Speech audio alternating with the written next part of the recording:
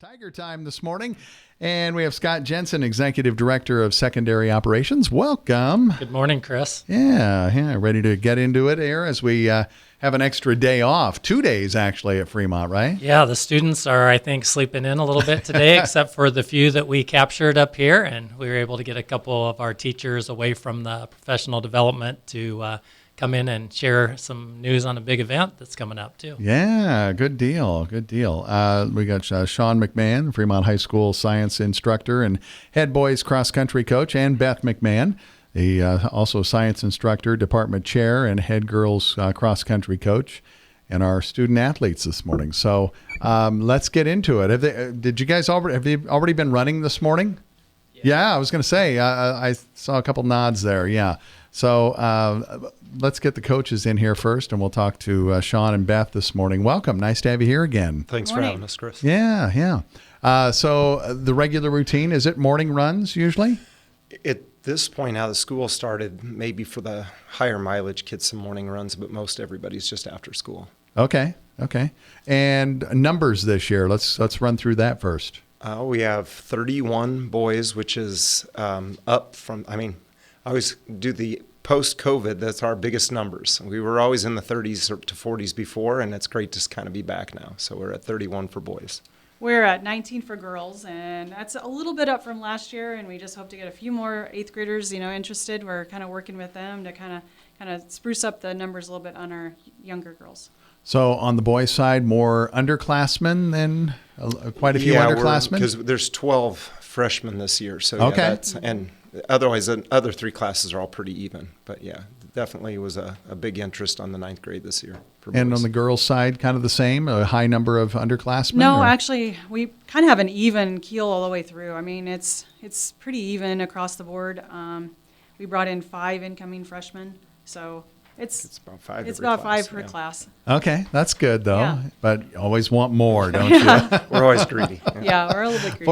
For sure. Let's talk on the boys' side. I know losing Juan and some of your other runners from last year, you have a good nucleus coming back, huh? We never really get too focused on what we lost. Every class, everybody's like, "What's your favorite team?" Well, every current team is always your favorite team, and no, we lose great seniors every year, but we're really excited with the great kids we have coming back, and the fact that the legacy left by each of the previous classes kind of keeps everything alive. So you have a couple leaders here this morning, huh? That's right. Yep. Good deal. We have with us Stephen Fiskus and Aiden Soto this morning. Stephen, you want to go first this morning? Sure. Yeah, welcome. How long you been running? This will be my 4th year in cross country, but I ran track and field in middle school. Okay. Do you have a favorite, course to run on the cross country side? Kearney's definitely up there. It's kind of what we call our home away from home. Why does everybody like Kearney? Why do you like that course? It's just it's a good meet to race because, you got a lot of people racing there. People you're going to race again, so you kind of know who you're going to face next time. Oh, sure. You've run that course many times, haven't you? Yeah. Do you have a strategy for it? Is there 2/3 of the way I'm really going to go, or is there a halfway point? There's certain parts of the course where you definitely want to make your move, per se, and there's definitely strategy there. Okay. On that course. As far as training for this year, were you one of those that ran all summer long? Yeah. Okay. About how many miles did you guys put in a week, you think? During the summer, 60, almost 70 miles a week. Okay. And you're healthy? Yeah. Good deal. So this year, do you have what's your goal, I suppose, this year? Last year I ran 16:30, so I want to just get below there. Yeah. Anything below there is what I'm aiming for. You think under 16's possible, or is it? Yeah. Okay. Definitely can. Yeah. Good deal, Coach. Maybe come and tell us a little bit about his running style and what you think this year. As far as course navigation goes, times are difficult to use in cross country. The fall in Nebraska, we're going to get lucky this week, and it might actually feel cold. In Sioux Falls, where we're at, I think the low is supposed to be in the 40s at night. But most of the time, it's 85 and humid until maybe the last meet or so. And just by the nature of every course being different, Stephen mentioned, making moves and things like that. We have different strategies for the different designs of courses. And for Beth and I and some of our assistants, going back to the same courses year in and year out, you really pay attention to how each of the kids do. You find the strengths of the course and the strengths of your kids, and you try and match them up as best you can. You have to leave room to breathe in it, but Stephen and Aiden and Zoe that are here, they all do a good job of carrying out what we ask, and occasionally also trying to kind of figure out how to navigate something that might work a little bit better for them individually. Yeah. Stephen, are you planning on going on to run after high school? Yeah, I'm looking for places or opportunities that I can race in college. Yeah. Good deal. Well, good luck in Sioux Falls. That'll be a good one to start.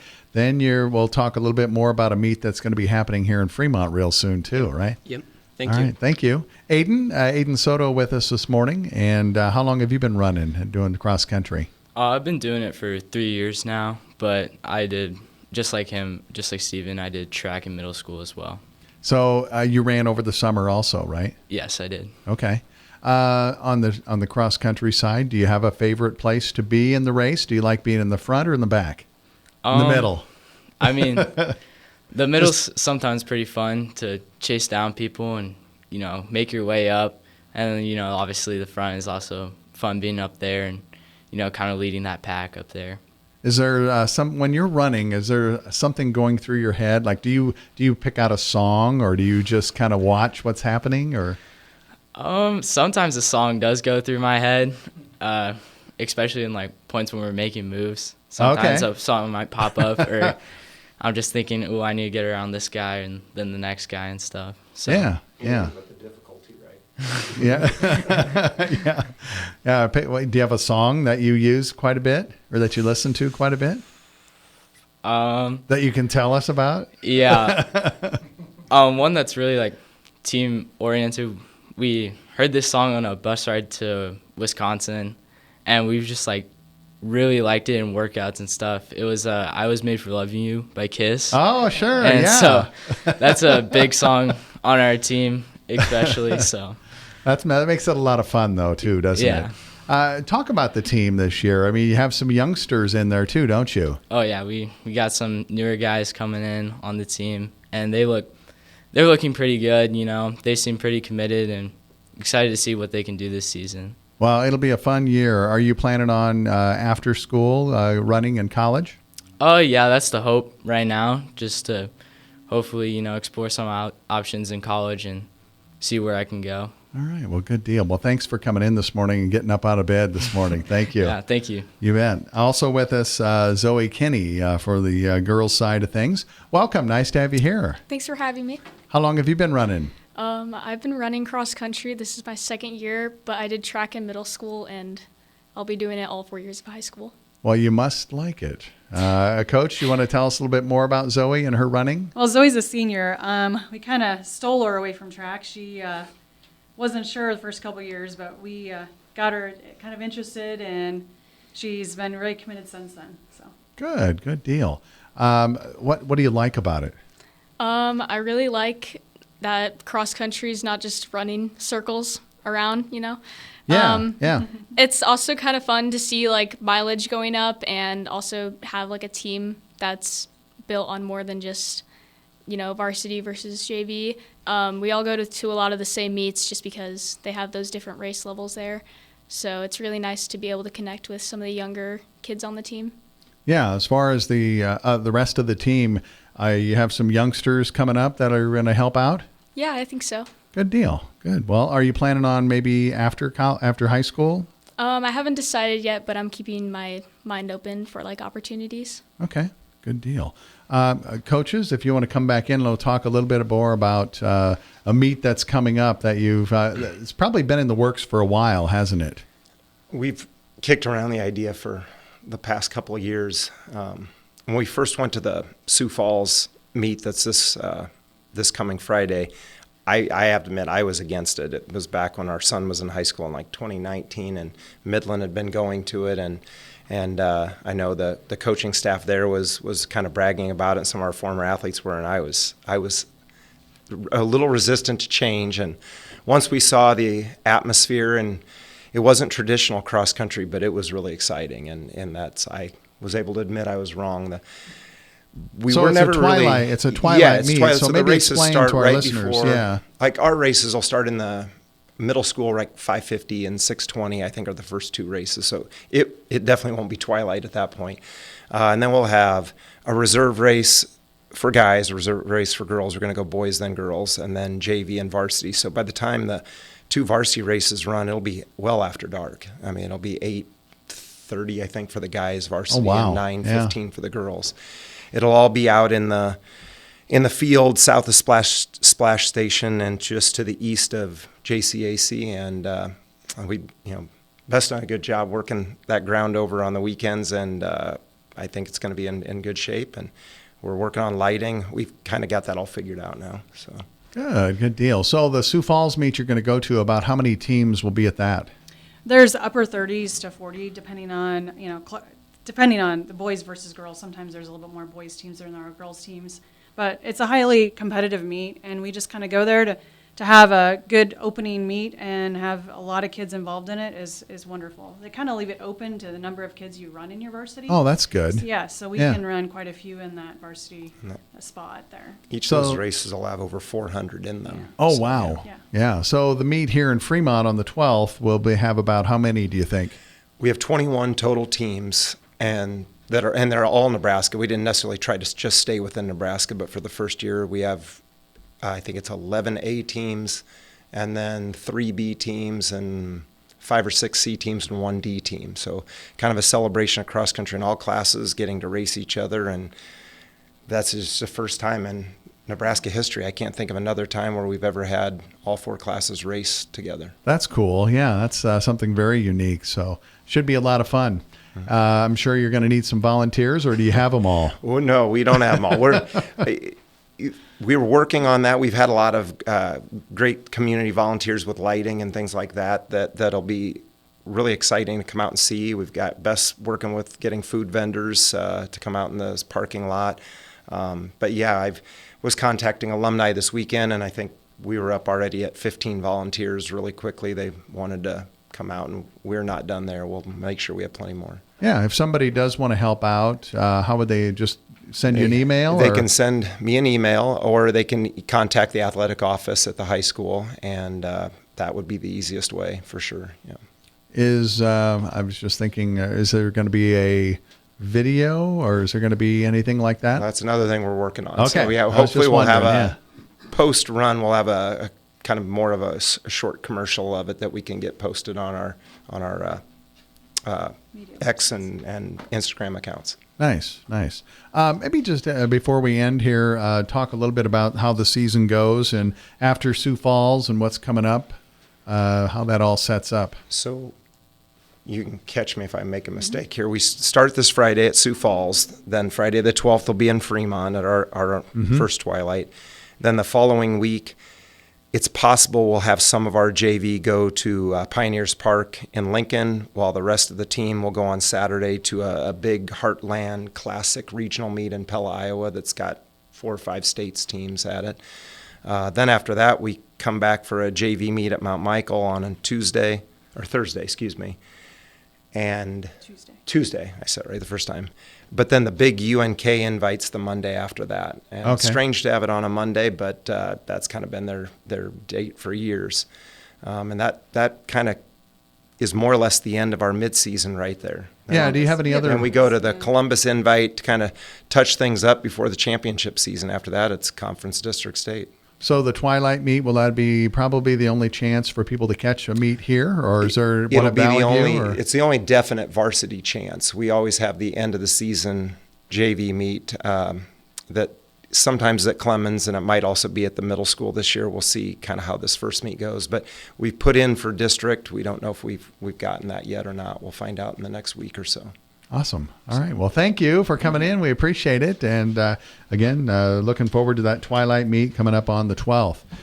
Kevin, early wine. What did you bring with you? What is that? Well, I'm a light? in preparation for the Twilight event. I am ready. I can be your volunteer out I there. just want to know if you have a few hundred more of those. Yeah, exactly. Yeah. The foundation. There we go. Yeah. Well, first of all, isn't this great?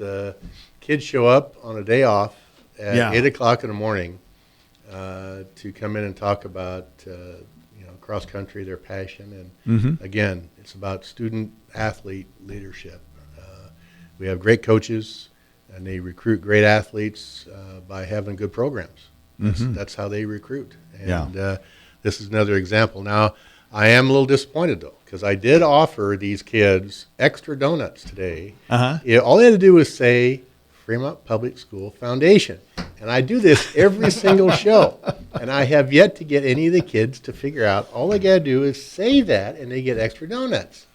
I would. Oh, that's all right. They get them all anyway. They worked it into their conversation. It is kind of hard to do that. It Yeah. is. And cross country is such a powerful thing in Fremont. It's exciting to see the explosion, the growth that these guys have brought, these two coaches have brought. That's for to them, sure. so. Events coming up? You have anything coming up here? This afternoon at 1 o'clock, we're going to be out at the Fremont Middle School doing an ice cream social out there. We had 2 ice cream socials last week. It's our opportunity as a foundation board to come together, serve some treats to the staff, tell them how much we appreciate everything they do for the kids and the community of Fremont. And it's a little more personal than sending out email thank you or than telling them thank you at the general session where they're all sitting out in the audience at the auditorium. We get to actually serve them up some ice cream 1-to-1, and they get to put their own toppings on, chocolate, caramel, sprinkles if they want. So we're ready for that. Brad Dahl saved us on, I want to say Thursday, I think, of last week. Got to Milliken Park for our ice cream social, got everything all set up, and the executive director of the Fremont Public School Foundation realized he'd forgotten the toppings. Oh. How you can forget toppings at an ice cream social. But luckily, Dr. Dahl was on it. He said, I haven't gotten there yet.